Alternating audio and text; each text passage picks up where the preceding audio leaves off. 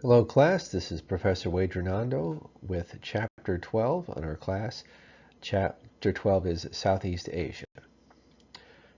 So, Southeast Asia is the second most populous region in the world after East Asia, has a distinctive land mass that separates it from the rest of the Eurasian continent. It's sometimes called the Indian subcontinent, and it consists of the countries of India, Pakistan, Bangladesh, Nepal, Bhutan, Sri Lanka, and the Maldives.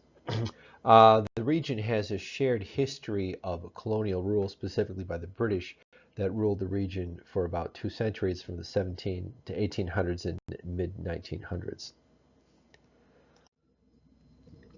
So the South Asian or Indian subcontinent has a very distinct monsoon pattern where there is a significant increase in rain during their summer and a dry season during their winter.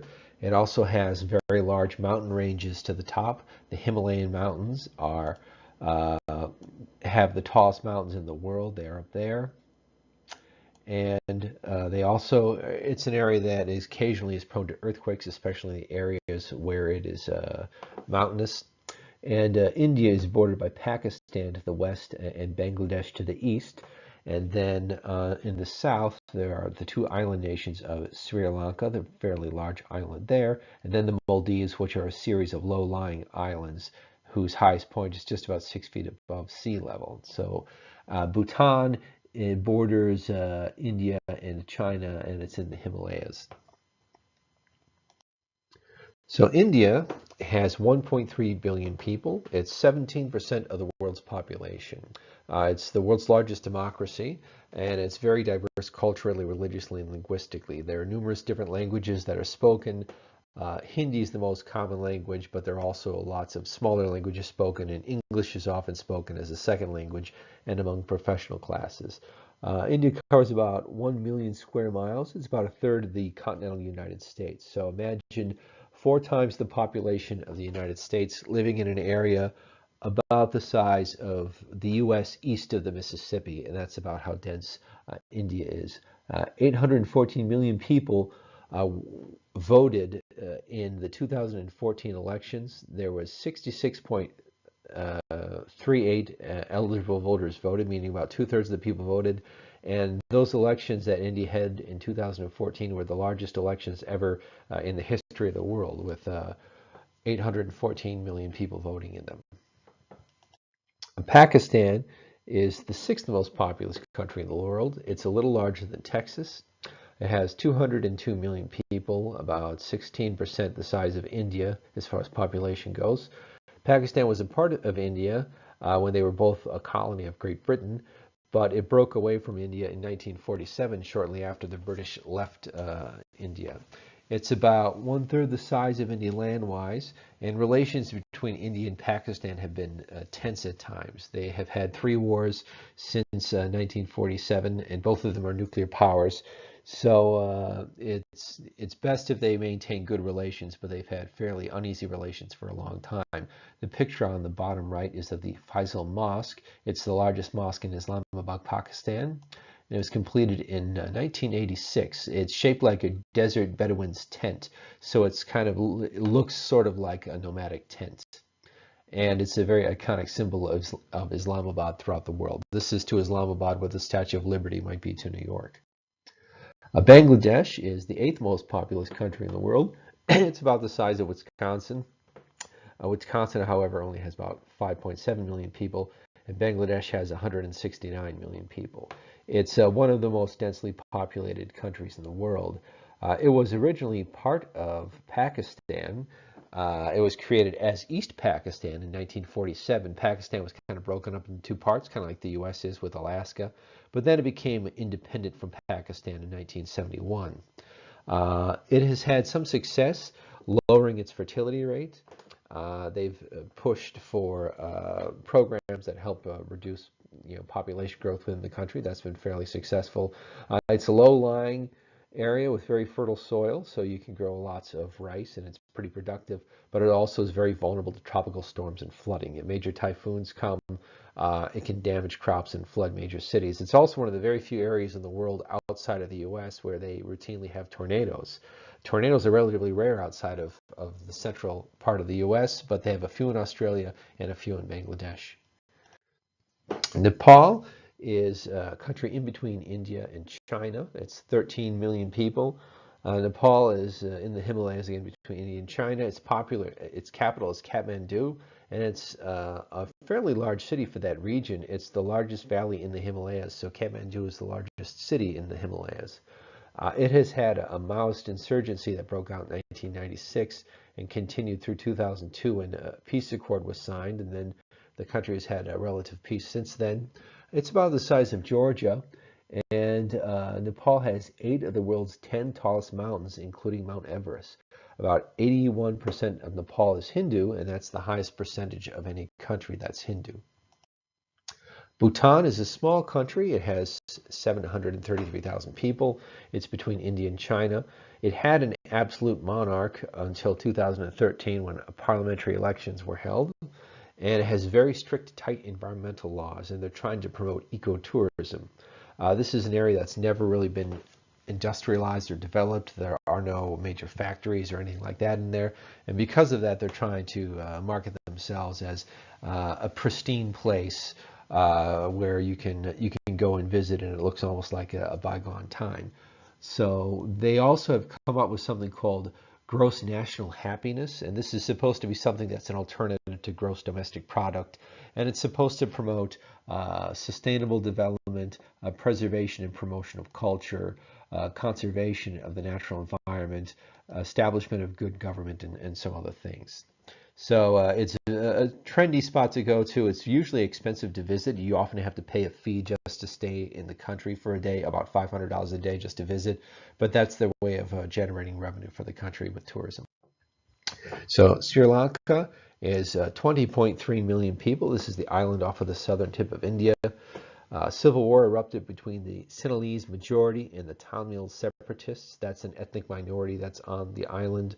There was a civil war that waged from the 80s through 2009 when the government defeated the rebels. There was not a peace signing. There wasn't an armistice. This was the government was able to wipe out the rebels, and they accepted basically unconditional surrender. So now it has been relatively peaceful compared to when it was there in the Civil War, and they're trying to get past the Civil War that they had to endure. There are some prehistoric human settlements going back 125,000 years on this island. When I lived in Oshkosh, Wisconsin, I actually had a neighbor who lived right across the street from us who was from Sri Lanka. She and her husband moved to Oshkosh in the early 80s. He was a doctor, so he took a job at the local hospital. And when she lived in Sri Lanka, she hardly did anything. She came from a wealthy family, and if you did any work, if you ironed your clothes or cooked your food or did your laundry, it was considered taking work away from someone else. It was kind of like Downton Abbey, if you've ever seen that show.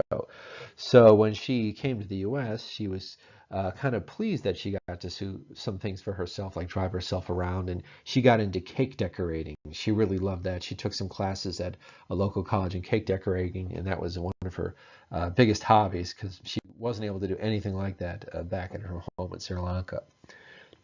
So the Maldives are a series of very low-lying islands. They consist of about 300,000 people. It's right in the middle of the Indian Ocean. It's an island. Some of the highest points on any of the islands is just about 6 feet above sea level. And they're very concerned about rising sea levels because rising sea levels could theoretically displace a large number of people. Many of the islands are uninhabited, and the capital, Malé, is traditionally on what's called King's Island, and the picture on the bottom right is of the capital. About 2/3 of the population live in that capital city. But rising sea levels are a major concern, and one of the biggest concerns is that an island might lose its drinkable water if sea levels rise too much. You know, islands usually have a safe water source, which is why they were settled, and if sea levels rise, then a fresh water source can become contaminated with seawater, and then that can cause major problems. You have to invest in desalination plants, or you have to try collecting rainwater or other things in order to adjust. So it was dependent on fishing, and now it's increasingly become dependent on tourism. It has lots of very beautiful islands and great weather. So some more physical geography of the area. Again, the world's highest mountain ranges are in here. Those are the Himalayas. It also has low-lying islands of Sri Lanka and the Maldives to the south, and it has some of the wettest and some of the driest places on Earth. Pakistan is dry in most parts, and India that borders the Himalayan mountains receive a tremendous amount of rainfall, especially during the monsoon season. So in the north, there's a large mountainous area, and then south of that mountainous area, there's the Indus and Ganges lowlands. Those are low-lying areas that have major rivers. And then there's also the peninsular India. That's basically the large central part of India that's relatively dry. It looks a little bit like the American West, and then a series of islands to the south. So to the north, it is again dominated by the Himalayan range, the tallest mountain range in the world. The picture you see is actually of the K2. That's in Pakistan. That's the second tallest mountain in the world. Mount Everest is the tallest. K2 is 28,251 feet. Mount Everest is 29,029 feet. So Mount Everest is quite a bit taller, but K2 is generally considered more difficult to climb. The region is very geographically active and prone to earthquakes. And because of the mountainous areas, there isn't a lot of dense human population, no major cities other than Kathmandu and a few other ones. This is the city of Sirange in the Kashmir Valley on the bottom right. But because of the mountain ranges, it's relatively lightly populated without too many major cities. The Indus-Ganges lowlands, there are three major rivers in this area, the Indus, Ganges, and Brahmaputra River. And they have created a lot of very fertile plains in this area, so it's a very good area for growing crops, specifically rice, because rice is a very water-thirsty crop. This area is densely populated. This is where much of Bangladesh is. And the Ganges River is considered sacred by Hindus. This is also a river that's fairly polluted. A lot of people have ceremonies where they have things that they place in the river, like little boats or something like that, or candles. And then if enough people do that, it can clog the river. So because of a high population, the Ganges River is actually fairly polluted, and it's causing major problems. So peninsular India, when you think of India, you probably think of big cities like Mumbai and crowded streets, and that is a large part of it, where you have good soil and where you have good water supplies. But in the interior of the peninsula of India, it's called the Deccan Plateau. This is a relatively dry, relatively high flat area that's bordered by two mountain ranges, the Ghats in the west and the Ghats in the east. Has poor soil quality, so it's not a lot of farmland, and it's relatively densely populated until you get to the coastal low-lying areas where the climate gets a little nicer and wetter. Then you start having larger cities. You get like Mumbai, which is on the coast. So coastal plains have fertile soil, inadequate water, and therefore they support larger populations, like the city of Mumbai. So in the southern islands, we talked about Sri Lanka and the Maldives. Sri Lanka has extensive coastal plains and low hills, and also mountains that reach about 8,000 feet into the interior. It's a little bit like Taiwan in a way. The big cities are on the low-lying coastal areas, and then the interior has mountain ranges. And then the Maldives are actually made up of about 1,200 islands, most of which are uninhabited. And the combined total of all those islands is actually only 116 square miles, which is not particularly large. 1/4 of the islands are inhabited. A picture at the top are people in Sri Lanka fishing in a traditional way, where they get on posts and then they kind of let the waves come in and come out, and then they stay elevated about 4 or 5 feet above the water, and then they fish with canes with strings on them. And then the bottom left is a resort in the Maldives. So the monsoons are a major part of life in the Indian subcontinent. It is caused when you have a low pressure center over South Asia that draws warm, moist air during the summer, and then that warm, moist air is pushed above the Indian subcontinent from the Indian Ocean. It is pushed up against the Himalayas, which of course is the largest mountain range in the world, and as the moisture goes up, it cools down. and then that causes the moisture to come down as rain or snow, depending on how cold it is. And then the rain comes down in northern India, where you have those major rivers, and it brings very heavy rain during the summer. Orthographic rainfall is rainfall that's caused by uplifting and then cooling off of moist air. So that's what rain is called, when it's basically moist air that's pushed up into mountains and then comes down as the moisture cools.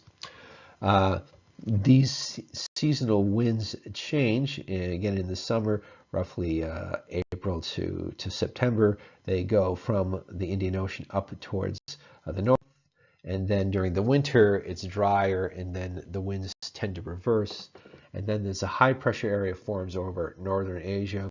Winds reverse compared to the summer. Only a few coastal areas in eastern India and Sri Lanka get rain. So this is a relatively dry period. This is usually from October to about March, or their winter.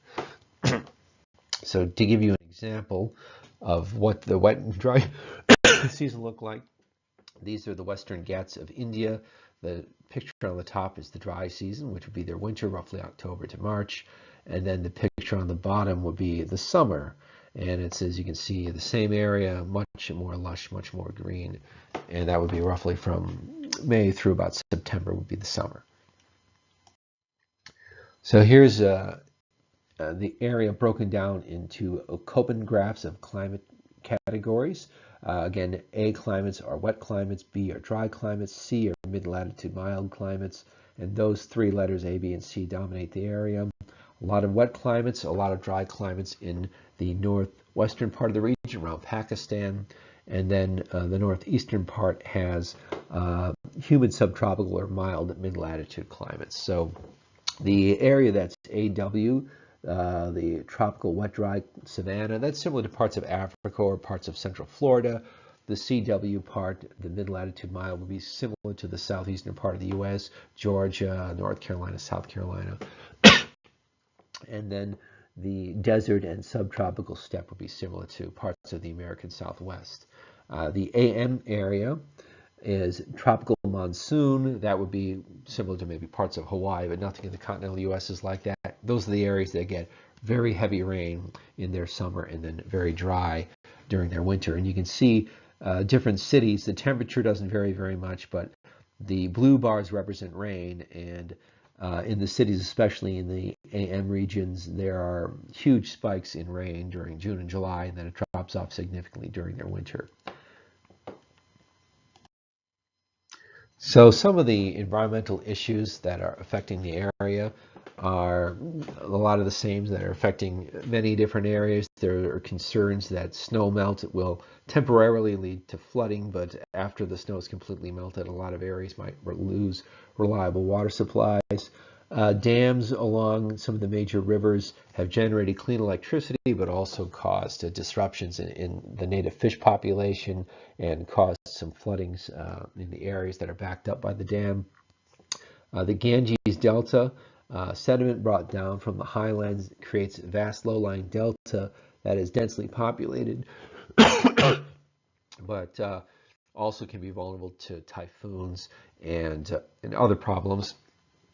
And then the area of India experienced something called the Green Revolution, where during the 60s and 70s there was a significant uptick in the production of food, but that's also led to problems of pollution and a loss of native crops and other issues. And then the Maldives are an area that's very vulnerable to rising sea levels because of the low elevation of them.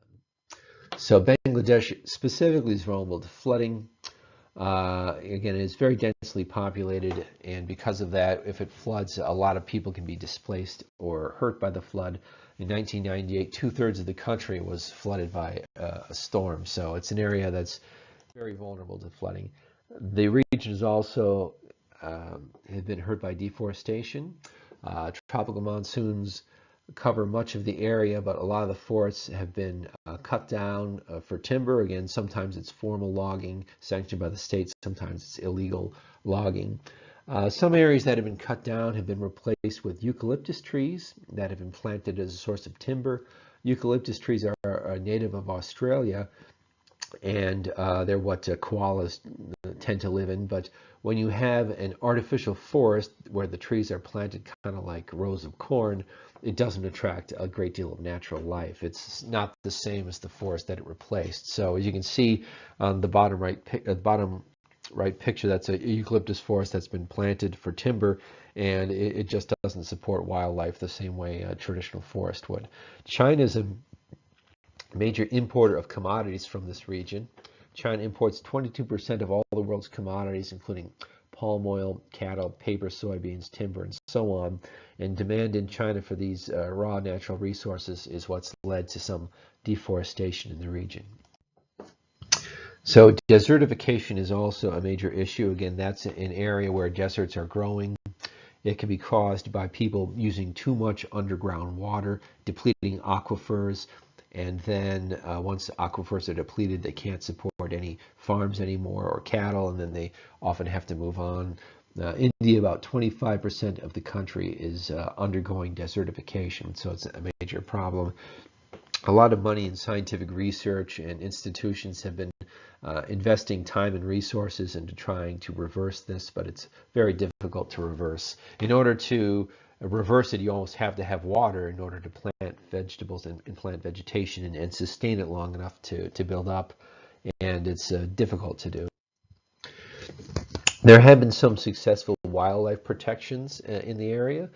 Tigers are an endangered species. It's been estimated in the entire world there might only be about 3,000 tigers in the wild. That's probably about the same number that there are in zoos. So there are probably about the same number of tigers in zoos as in the wild. So the region did set aside some land as national wildlife protection areas, but they're relatively small patches of land. Parks in India are not as large as what we would think of. There's nothing as large as Yosemite. The land is so densely populated, they can't set aside that much land. But there is something called the Indian Project Tiger, and operates 47 preserves. And this network of 47 preserves has had some help bringing back tiger populations. These reserves are home to about 70% of the world's wild tiger population. So India's had about a 30% growth in the number of wild tigers since 2010. So they have had some success doing that. The Indian government may relocate up to 200,000 people to clear land for tigers.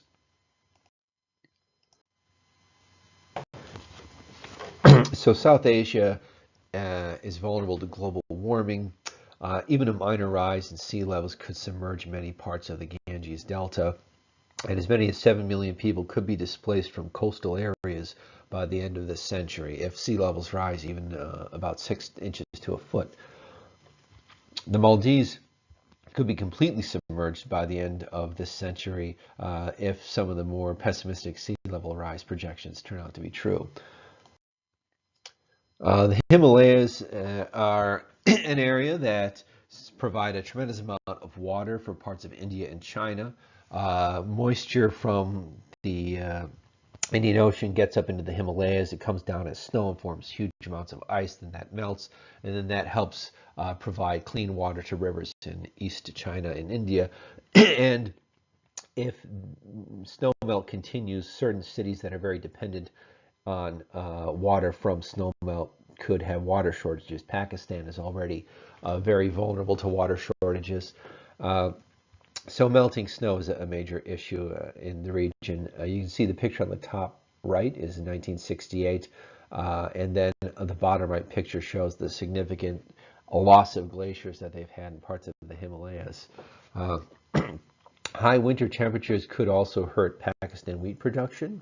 The country has a fair amount of wheat that it uses for its own country and for export, and parts of South Asia could have increased summer rainfalls as well. So population settlement, this is an area that is very densely populated in northern India and along some major coastal cities and in parts of Pakistan, except for deserts in the west and mountains in northern Asia. Northern South Asia, it's a densely populated area. Rural areas, the population is clustered in villages, often near a water source. This is the part of the world that has rural areas that are still densely populated. We don't have much of that in the U.S., but there are a lot of areas where you have a large number of small villages where you have people who engage in subsistence farming, farming just enough to feed themselves, not really for export. And you still have a large number of people living in fairly rural areas without a lot of development, or some without electricity, some without running water or sanitation. So water source could be something like a stream or a canal or a small tank that stores water between the monsoon seasons. There's a major problem with people engaging in open defecation in India. People basically pooping in the woods, and then that can potentially lead to diseases and also water contamination and other issues. So the Indian government is trying to stamp out this practice. Some people do this because there are not enough reliable toilets, or the toilets they have fill up. And some people do it just because it's somewhat of a tradition. It's a way to get away from the village and just to get away from other people and have some peace to yourself. So it's not just a lack of toilets that's causing this problem. Some people just see it as part of their culture and really don't mind doing it. So the Indian government is really trying to stamp out open defecation, which is still a major problem in the area. So the total fertility rate in this region is a little higher than average compared to most regions. In order to have a stable population, you'd have to have a TFR of 2.1, and all of the countries in the region are well above that. Pakistan is the highest at 3.8, so Pakistan has the fastest growing population as measured by the number of babies born per person. The percent urban varies significantly. It's a relatively rural area compared to a lot of others, compared to North America or Latin America, which is about 80% urban. There are still countries like Bangladesh that are only 23% urban. Even in that densely populated country, you still have a lot of people living in rural areas. So it's fairly rural, fairly high total fertility rate, and many of the countries are very densely populated, specifically Bangladesh and the Maldives. So here's an example of population settlement. Sri Lanka on the left compared to Pakistan. Pakistan is rapidly growing and has a large young population. Sri Lanka is more stable with a more even number of older and younger persons. And you can see Pakistan is one of the fastest growing countries in the world because of the high TFR and the large number of young people. So we mentioned earlier, Bangladesh had a very high total fertility rate a few decades ago. And through family planning, access to birth control, sex education, and programs sponsored by the government that promote small families, they've had a great deal of success bringing the total fertility rate down. You see someone wearing a t-shirt that says "Small family is beautiful." They have stamps that promote family planning. So birth rates are high in some parts of the region, but they have come down significantly in Bangladesh because of successful family planning programs. India has lowered its total fertility rate from 60 in the 1950s, from 6 in the 1950s down to about 2.5. So you can imagine if India had not brought that down, can you even imagine how populated that country would be today, and how they would be suffering from possibly food and water shortages and even worse problems related to sanitation if they had not brought down their population growth from what it was in the 1950s. So this is an area, East Asia and South Asia, where there's somewhat of a preference for boys. And because of that, since the creation of ultrasound about 20 years ago, there have been something called selective abortions, where women will sometimes, if they know they're going to have a girl, they will abort the child because they would prefer to have a boy. Generally, boys are considered to be more likely to have a job and more likely to be able to contribute to the family if you work on the farm. So this has caused a major problem. In some parts of northern India, there are 8 girls born to 10 boys. The government is trying to crack down on this, but it's difficult to do. Ultrasounds are relatively simple and prevalent, and as long as there's still a cultural preference for boys, then it's difficult to fight against. So again, this is one of the least urbanized regions in the world compared to other regions, but there is a rapid rural to urban migration that's going on. It's also densely populated along the Ganges and Indus River and along the coastal plains.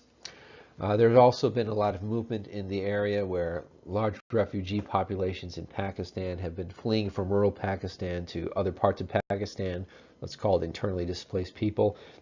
And there are also Afghanistan people leaving Afghanistan to Pakistan and going into refugee camps to try to escape the war in Afghanistan. So there's been some movement of people trying to move out of war zones to other areas. So agriculture is a very important part of this region's history. It has large populations because it has good soil and heavy rain. Historically, it has been unproductive. They have been able to grow rice, but because of the high population, they haven't been able to grow enough to support the region. Again, they have good farmland, but just not enough to feed the area. The main subsistence crops is rice, wheat, and millet. And then starting in the 60s and 70s, the Green Revolution happened that basically used pesticides and new strains of food to vastly increase the amount of food that could be produced. But that's also had some negative effects as well. So specifically, the Green Revolution started in the 1960s and was created by international development groups. And they invested money in new strains of high-yield varieties of wheat and rice, where they would just crossbreed good traits that you wanted, drought-resistant, rain-resistant, higher yields. And then after crossbreeding and selective breeding over many years, you can get a newer, better variety of crops that are hardier.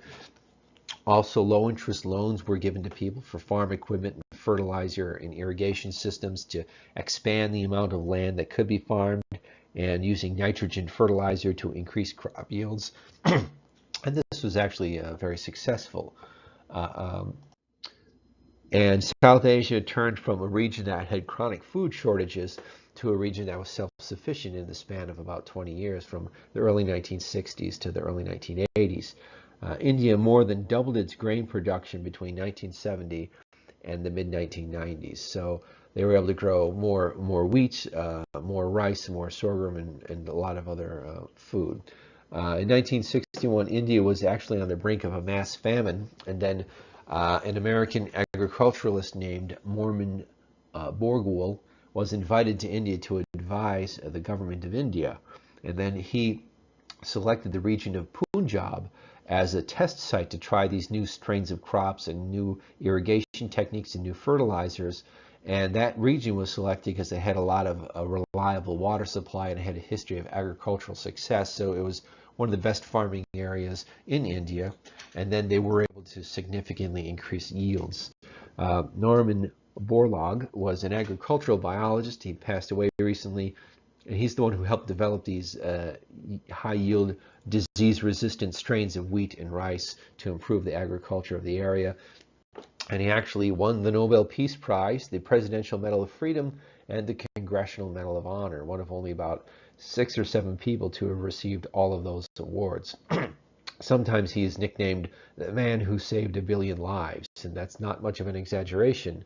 If India had not been able to significantly increase the amount of food it grew, it might have suffered from constant chronic famine and other major issues. So he's well known in India and also other parts of the developed world for vastly increasing the crop outputs of different countries. Although the Green Revolution did help increase production, it also came with a lot of drawbacks.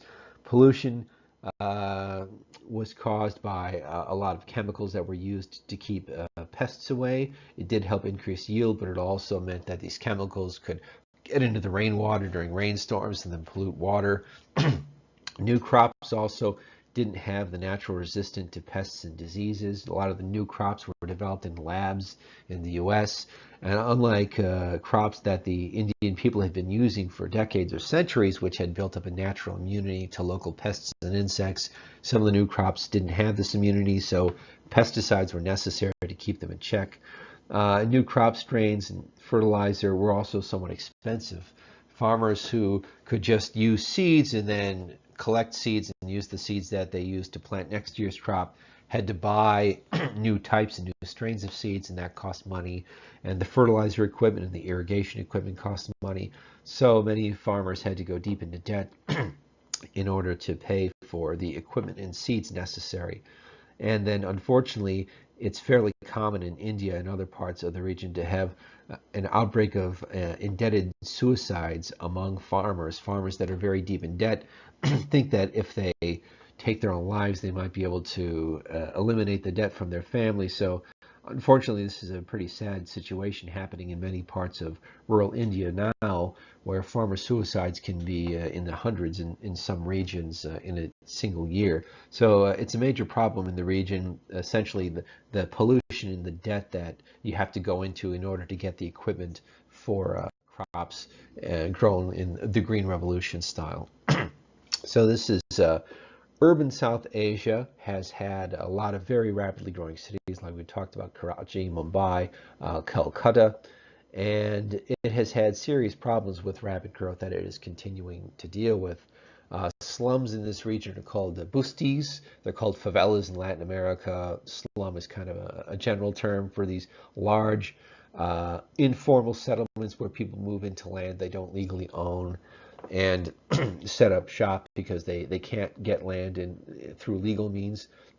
In India, it's common to have things called hutmets, and these are basically little huts that are set up along sidewalks. People, you have a sidewalk in a city, normally they're for walking, but people will just move into these sidewalks and set up a shack and then live there. And then occasionally authorities will kind of clear them out, and then sometimes they'll move in again. In addition to busties and informal settlements, there's a tremendous amount of air pollution in the region, specifically in New Delhi and Pakistan to a lesser degree. And clean water and sanitation is also a major issue. We talked about how people defecating in the woods and contaminating water can be a major problem, and clean water is a big issue in parts of India. Mumbai is the region's largest city, and then Kolkata and Karachi are also large cities. Kolkata is in India, and Karachi is the largest city in Pakistan. And there have been a fair amount of ethnic tensions between the mostly Muslim Pakistan and then largely Hindu India. So between Muslims and Hindus, there has been some tension over the decades. A little more information about Mumbai. It's the largest city in South Asia, 22 million people in the metropolitan area, so it's large, roughly slightly smaller than the New York metro area. It's India's financial, industrial, and commercial center. It is their version of Hollywood. It's not their capital, New Delhi is, but there's lots of manufacturing there as well. And has very high commercial and industrial rent due to limited land. So you have to pay a lot for office space there, and you have to pay a lot for apartments. It's fairly expensive to live, especially when you adjust for the low wages. One of the tallest buildings, one of the tallest private residences in the world is located in Mumbai. It's called Antilla, and it's a private home in southern Mumbai, India. Its owner is Mukesh Ambani, a chairman of Reliance Industries Limited. So basically, it's a conglomerate. It's a company that owns many companies. So this guy's kind of like the Warren Buffett of India. And his private home is, well, it looks like a skyscraper. It has staff whispered to be 600 residents. So 600 people live and work in this. And some Indians think that it is in very poor taste that this one person has such a massive mansion, a skyscraper in their city, but others see it as a sense of pride. You know, they want the world to know that there are very wealthy people in India, and so it's somewhat controversial. Some people think it's shameful in a nation where so many children are going hungry that this person would choose to spend so much money on this skyscraper. It doesn't have a whole lot of floors. I think it has 16 floors, but it's about 600 feet high because some of the floors are several stories tall. So this is a parade in Mumbai, India. And you can see this is a huge event. It just shows how densely populated the city is. It's very crowded city. And then this is a little more about Antilla. This is a first billion-dollar home. It's the world's second most expensive residential property after Buckingham Palace. And the world's most expensive private residential property, 27 floors, and it's about as tall as a typical 60-story building would be. And you can see here it's very luxurious in the middle, lots of decks and balconies and private theaters and so on. So not a bad place to live. Karachi is the largest city in Pakistan, and that's not as big, but still very big, 18 million metro area population. It's also the commercial center of Pakistan. It's not the capital, that would be Islamabad. It's one of the world's fastest growing cities because Pakistan's one of the fastest growing countries, and it's expanding about 5% per year, so that's a very rapid growth for a city. It's a cosmopolitan city, has lots of malls and nightlife. When you think of Pakistan, you might think of the Taliban hiding in caves or something like that, but it has vibrant, large cities, as you can see here, and it has skyscrapers and malls and shopping like any other large city would. It's the main port city in the country, and it's also known as the City of Lights due to the city's nightlife. Sometimes it's also called the city that never sleeps, like New York. So here's a few more pictures of Karachi. It has lots of slums or bustis, as you can see on the bottom left. And it also has a lot of these motorized rickshaws that drive people around. They're like, they usually have a moped or a small motorcycle with a seat attached to them that can carry 2 passengers. And it's a major mode of transportation in the area. But because of that, the streets can get very clogged and traffic can be very bad.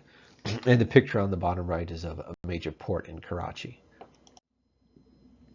So this region in general, but India specifically, has lots of shanty towns. About 65 million people live in India's slums, a lot of them children. 1/3 of the people in India have no access to sanitation, meaning toilets or running water. And Dharbia in Mumbai is India's largest slum with a population of about 1 million people. This slum is actually on land that's fairly valuable. If the people who live there could get a way to monetize the land they're on, in other words, if they collectively could sell the land to developers, then they might be able to make some money. But unfortunately, it's difficult for people who live in slums to get any equity in the property they live in because they don't technically own it. And again, we talked a little bit about air pollution. We have an article posted on JNet this week about air pollution in New Delhi. It's one of the worst cities in the world. Karachi and other cities in South Asia have very bad traffic problems that add to the air pollution. India has talked about building a bus rapid transit and personal rapid transit system to try to help alleviate traffic and maybe hopefully alleviate pollution as well. And New Delhi has some of the worst air pollution, partly because of traffic, but also because of coal-fired power plants.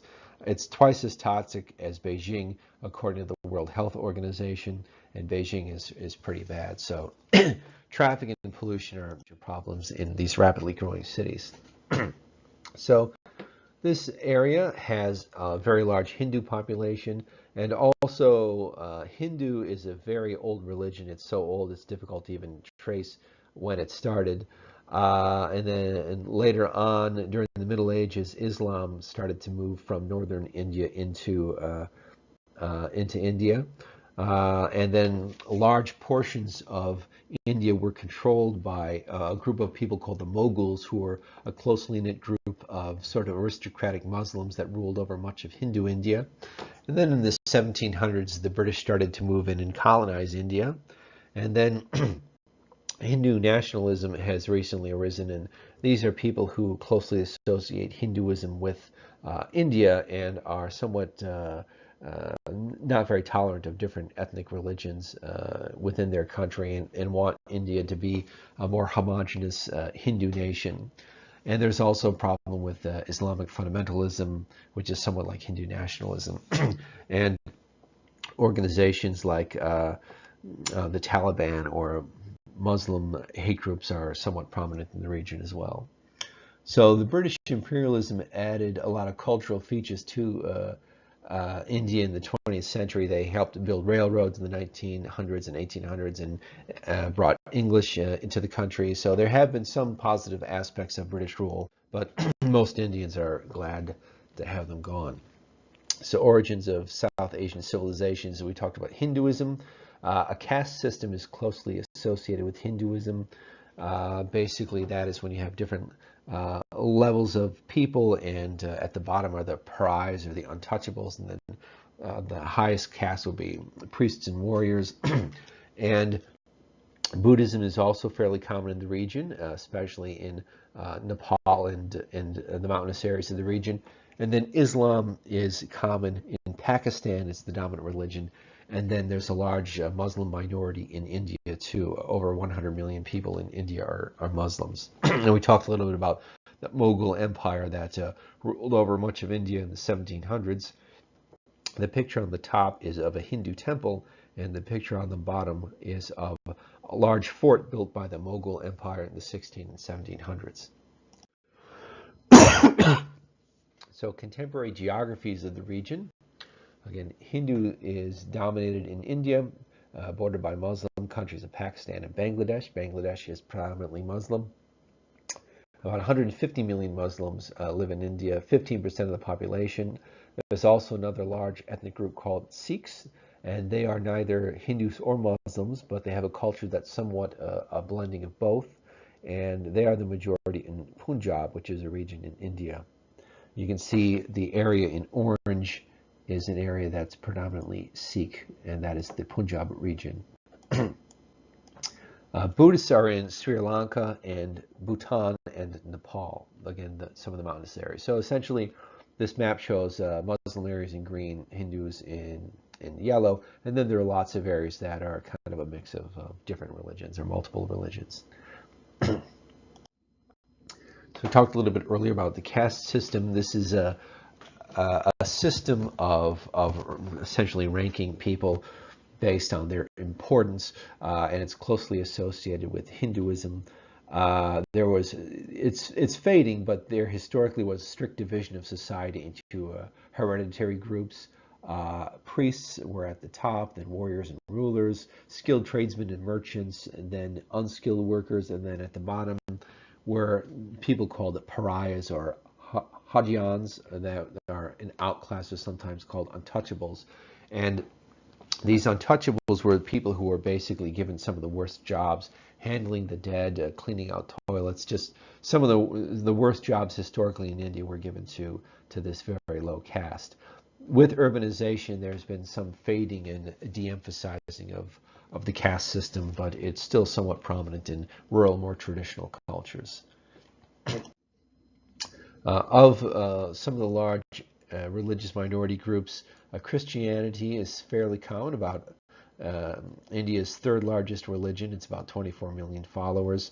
Many of the people who are Christians adopted Christianity from the British, who had colonized the area in the 17 and 1800s. Most are located in southern India and in the northeast. And Christianity has many different denominations. In India, Catholic is very large. Large mega churches that are non-denominational are fairly common. There's a fair number of Mormon missionaries that are active in India, and Christians are well represented in the Indian government as well. They're probably overrepresented compared to the overall population. So British missionaries worked to convert South Asia to Christianity with some success. The picture on the bottom left is of a Catholic church in India. So Sikhism is actually the fifth largest organized religion in the world, with about 30 million followers. Sikh men are known for wearing turbans. They do not cut their hair or beard, and they wear their hair in a turban, and that is a very old tradition. Sikhism originated in what is now Afghanistan in the 1400s, and at that time, people often would show their status by how long or short their hair was. So Sikhs wanted to have a religion dedicated to relative equality, so by simply wearing a turban and covering up your hair, it's a symbolic way of saying that we are all equal and we don't recognize differences in class or caste based on your hair length. So that's why even today Sikhs will almost always wear turbans to cover up their hair. It's a religion that has combined elements of Hinduism and Islam, and because of that, they've historically been persecuted and harassed by Hindus and Muslims because they're really neither of them. And to this day, many Sikhs actually work as soldiers and bodyguards in Southeast Asia and elsewhere. There's a fair number of Sikhs in the U.S. military. And again, it's partly because of the history of harassment and persecution, they've had to become kind of militant and defensive as a way of preserving their heritage. So here are some of the different languages in the Indian subcontinent or in South Asia. There are some large families. The Dravidian language family is relatively large, and those include different languages. The Indo-European language system is fairly common in the north, and that includes Hindi and Urdu, and English is also a member of the Indo-European language family. And there's been also linguistic nationalism in the region. Certain countries want to promote a specific language as a way of promoting, in their mind, their country. Recently, India has tried to promote Hindi as the language that everyone should learn first, as opposed to most people speak their native language, and then they often will pick up English as a second language. And the Indian government has tried to encourage everyone to learn Hindi as their primary or secondary language as a way of kind of unifying the country. That's an example of linguistic nationalism. But English is still very commonly spoken because it's really the international language of commerce and diplomacy. And many people, especially educated people in commerce and in science and technology, will learn English as a second language. And that was brought by the So again, a little more information on Indo-European languages. Hindi is the most widely spoken language in the area. You can see the picture on the top is Hindi written down. It is not an ideographic language. Those do represent specific letters. They don't represent a word or an idea. Bengali is also a commonly spoken language, and Urdu is spoken throughout northern India and Pakistan. So Urdu is one of the most common languages spoken in Pakistan. Sometimes it's called Pakistani, although technically the language is Urdu. And those are all part of the Indo-Europeans. So the Dravidian language is a separate language family that's not Indo-European, and it's spoken in parts of southern India and Sri Lanka. And then some of the examples of the languages that are in this family include Kannada, Malayan, Telugu, Tamil, which are spoken in Sri Lanka. And those are languages that are closely related to each other, not Indo-European languages. And this is, I believe this is Kannada. The written language, the words you see there is a written version of the Kannada language. So not surprisingly, when there are so many languages spoken, there's a multilingual culture in the region. India, Pakistan, and Sri Lanka have a lot of competing languages. And it's very common to see signs that are in Hindi and possibly Urdu or English or other languages as well. Hindi is expanding throughout the area. And again, English is common for the educated persons, people speaking it as the second language for business or commerce or something. The picture on the bottom left is in Kolkata, India. That's a large city in India. They have a very strong tradition of printed media there. Because electricity is somewhat unreliable, people aren't as likely to get their news from an iPad or a smartphone. They might not be able to afford a smartphone or a tablet. They might not have Wi-Fi access. They might not have reliable electricity. So there's still a real vibrant printed media culture in Kolkata and other parts of India, where there are still numerous daily papers that are published in many different languages, mostly Hindi and English. So Kolkata is known as a very educated city, even though it's relatively poor, with a vibrant media. So South Asia in the global cultural context is an Asia where many people from this region have migrated to different parts around the world. Because India was part of the British Empire, where the British Empire went, they often would bring Indians or people from India to work as civil servants or clerks or elsewhere. So when the British colonized parts of Africa, they would often have an alliance with a local tribal leader who would allow the British to colonize their land in exchange for money and in exchange for an unwritten rule that they would not have any Africans working for them. African tribal leaders would not allow their subjects to work for the British. So often the British would colonize a portion of Africa, and then they might bring in people from India to work on tea plantations. This was common in the 17 and 1800s, or to work as clerks or work in other capacities. So South Africa has a large East Indian population. Kenya has a fairly large East Indian population, and many major metro areas in the U.S., Toronto, New York, and elsewhere have a large diaspora of people from East India. London has a large population as well. Vijay Singh is the person on the bottom right. He was a golfer originally from Fiji. That's an island in the Pacific that used to be part of the British Empire. And there, like in parts of Africa, the local Polynesian rulers would not allow their subjects to work for the British. So the British had to bring people to work on different tea plantations in Fiji. So they brought some East Indians there. So now Fiji is about half Polynesian and half East Indian. So some more about Asia in global cultural context. English is, again, wide spoken. There has been some accepting of South Asian global culture around the world. South Asian cuisine, Indian cuisine is very popular. A lot of places have Indian restaurants. And there's been migration from South Asia for some time. The Middle East, the United Arab Emirates, has large numbers of workers from Pakistan and India. Because of the very high number of people living in the area, men, often unable to find work in South Asia, have a history of going abroad to look for work and then sending money back home, and that's true today as well. And there's some cultural tension in parts of India where Westerners, especially in conservative Hindu or Muslim areas, have brought kind of Western ways to the area.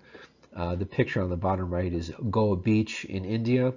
And here you have an interesting picture where probably a British tourist is relaxing in the sun, wearing just a thin swimsuit, and then you have more conservative, most likely women who are Muslim, kind of walking past. So you have a clash of cultures where you have conservative women, mostly covered from head to toe, walking past Europeans that are sunbathing. So another big cultural export, or at least a big cultural phenomenon in India, is Bollywood. India produces more movies than anywhere else in the world, including the United States. Most of them are relatively low-budget movies that involve lots of elaborate musicals, and they're cheaper to make than, say, the Avengers or something like that. And a lot of the movies are quite long. People will go to a movie, and it's common to have movies that last for 3 or 4 hours. It's like a major big event. People will sometimes cook inside the movie theater. They'll take a break and walk outside, get lunch, come back to the movie. It's a real big event there. It's fairly old. The first film in India was made in 1913, and even by the 1930s, Mumbai was creating about 200 films a year. A lot of the films are pretty tame by our standards. You know, you wouldn't see anything like the violence you'd see in a Scorsese or Quentin Tarantino movies, and almost all of them kind of promote family and are about usually people from lower classes kind of working their way up in societies, and they really love their dance numbers in those movies. So the political framework of the region, it's a deeply divided region, mostly between India and Pakistan. Again, there's a tremendous amount of tension between those two countries. And there is a region called Kashmir that is claimed by both India and Pakistan that has caused a lot of tension between the two countries. And it was an area that previously was one country or one colony of Great Britain, and then when Great Britain left after World War II, it broke apart and devolved into different countries. You can see here, in addition to tensions between India and Pakistan, in Sri Lanka, there's tension between the minority Tamil ethnic group and the rest of Sri Lanka. And the government of Sri Lanka recently put down an insurrection by the Tamil Tigers in 2009 that had been going on for many decades. So I mentioned a little earlier there was a Mughal Empire. In the 1700s, much of what we now think of as India and Pakistan was ruled by this aristocratic group of Muslims that had moved in over the centuries and taken over most of the country. Most of the country was still Hindu at the time, but this ruling class was mostly Muslim.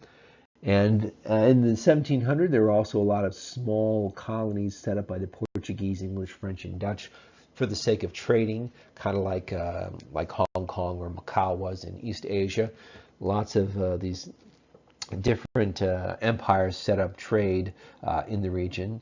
And then in 1800s, starting in the 1700s, British, French, and Dutch started to displace Portuguese and other European powers, and also displace the Mughal Empire. Especially the British and the French were competing for important ports in India because India had very valuable cotton. Indian cotton was considered some of the finest in the world. And then in the mid 1700s, there was a war between the French and the British called the 7 Years' War. In North America, it's called the French-Indian War. But basically, it was a war between the British and the French that was fought really all over the world.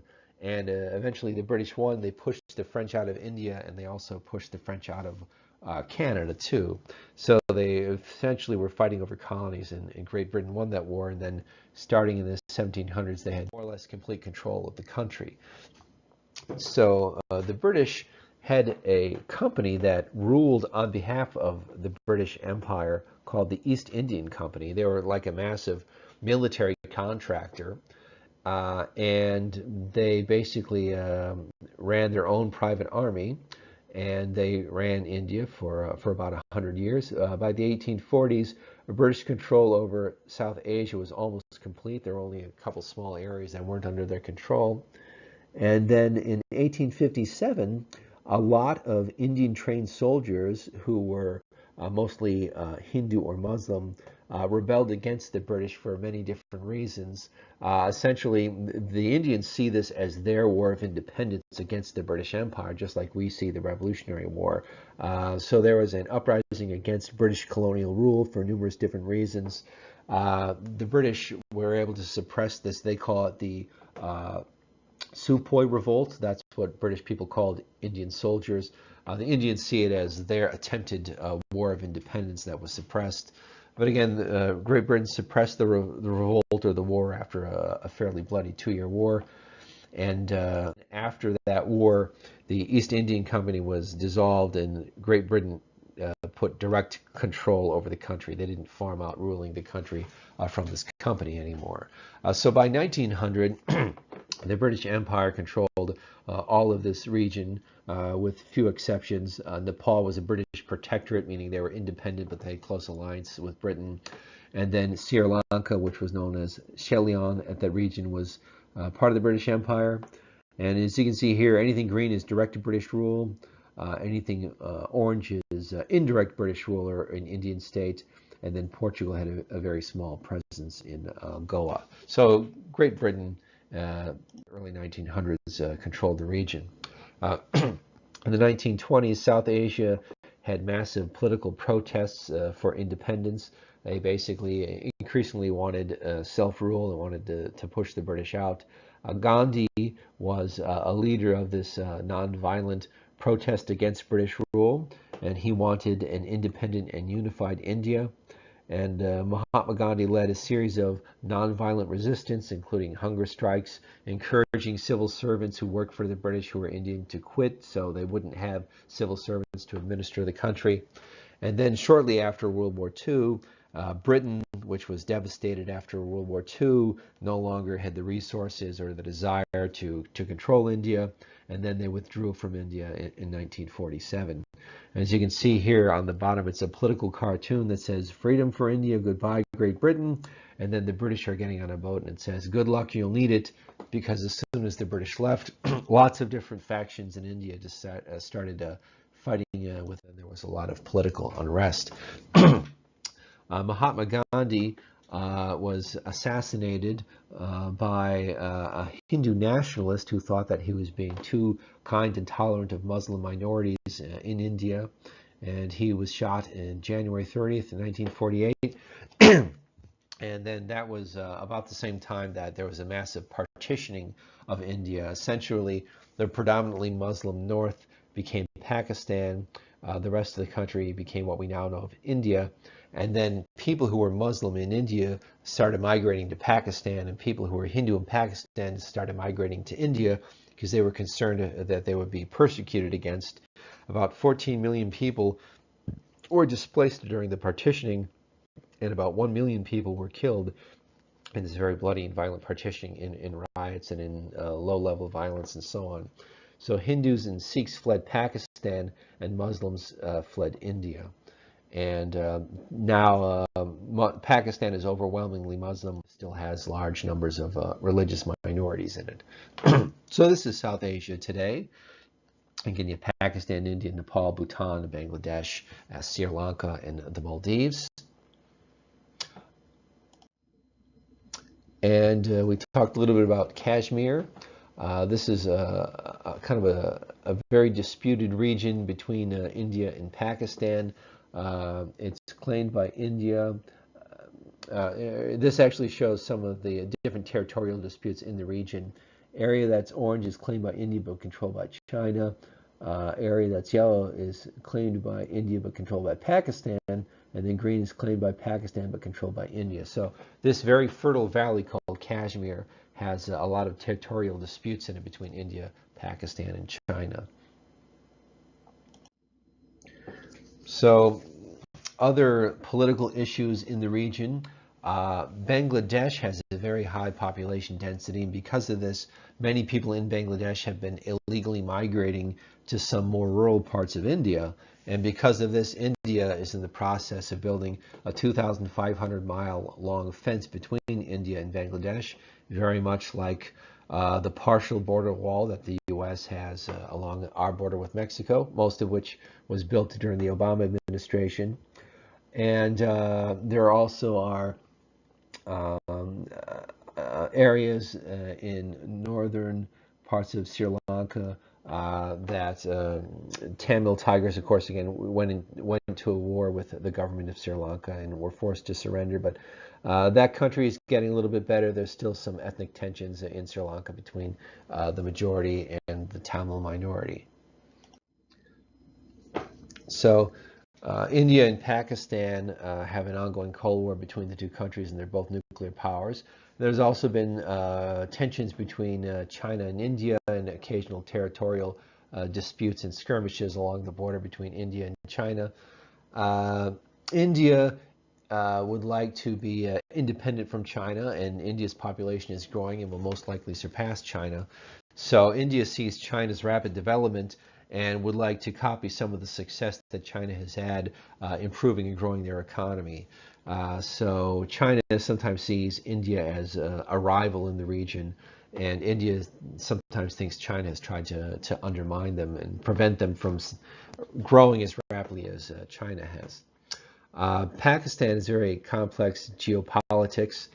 Pakistan has been working with the U.S. to fight against Taliban insurgents in their land.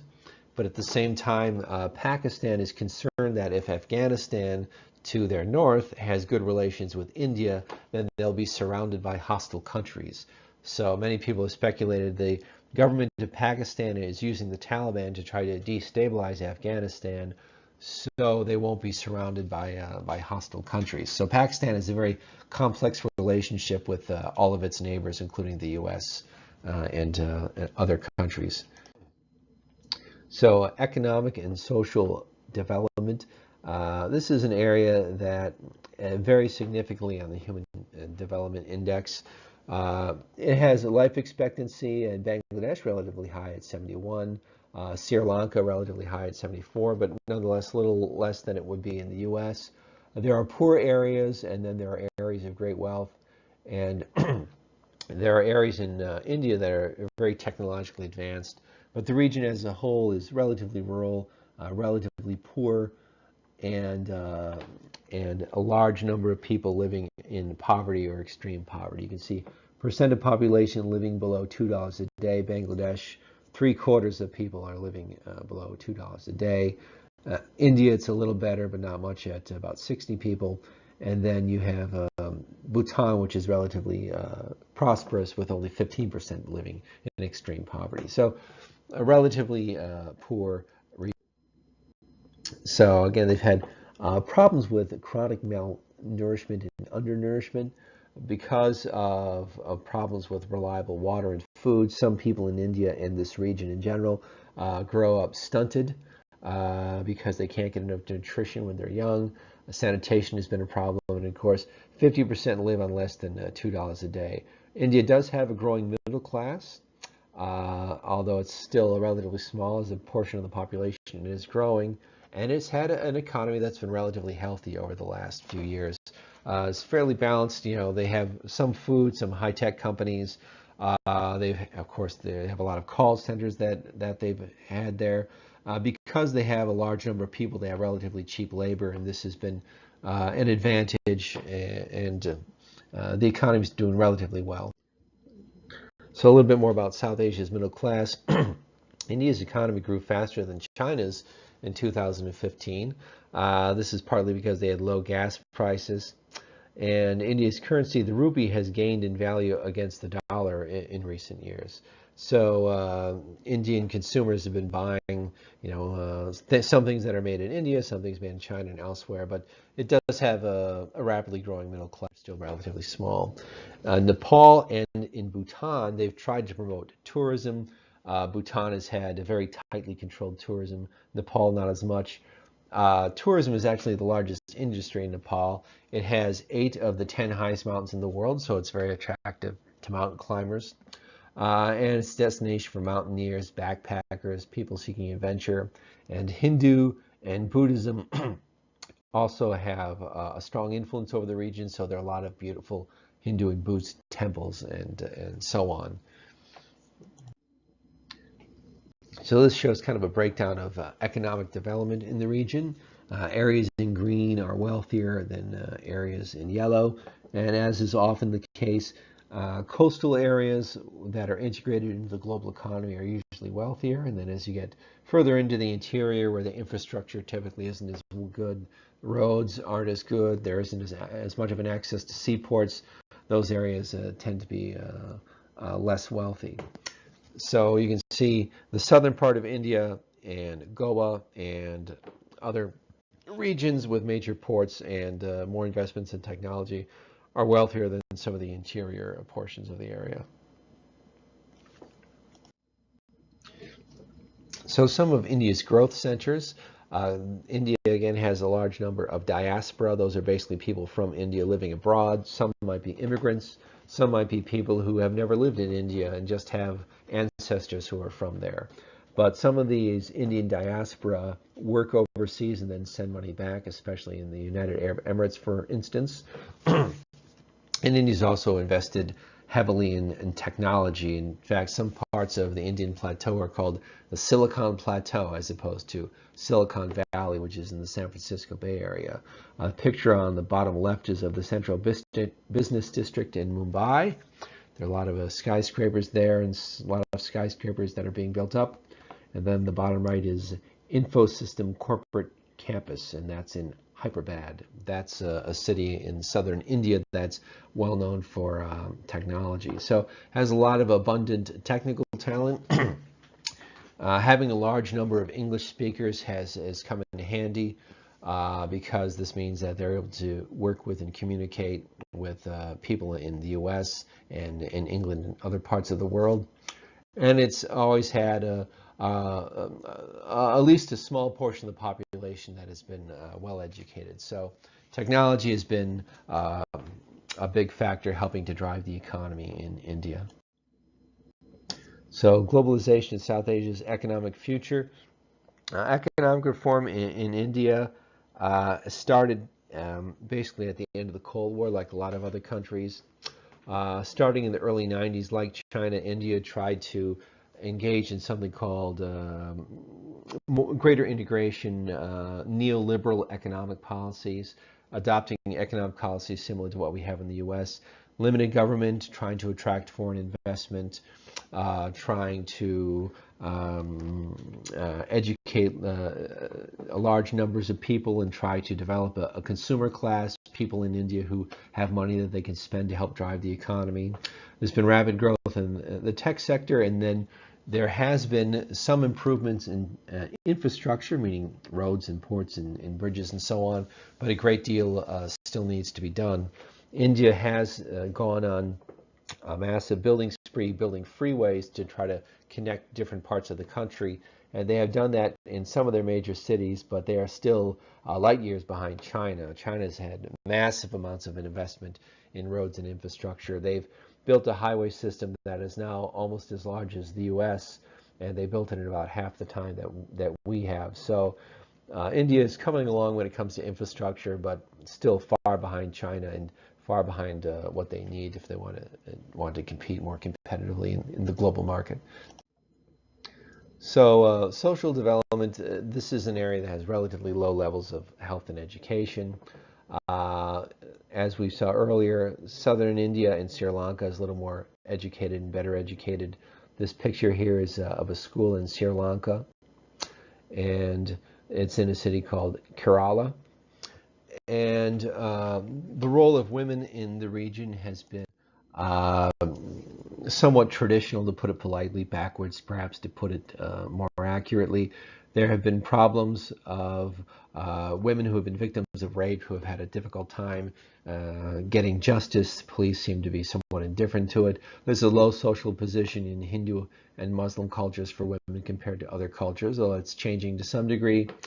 Because of selective abortion, there's actually a gender imbalance where there are sometimes more men than women, sometimes by a significant amount. And also there's an issue of dowries. Women who get married often still have to pay the family of the groom a significant amount of money in order for them to agree to the wedding.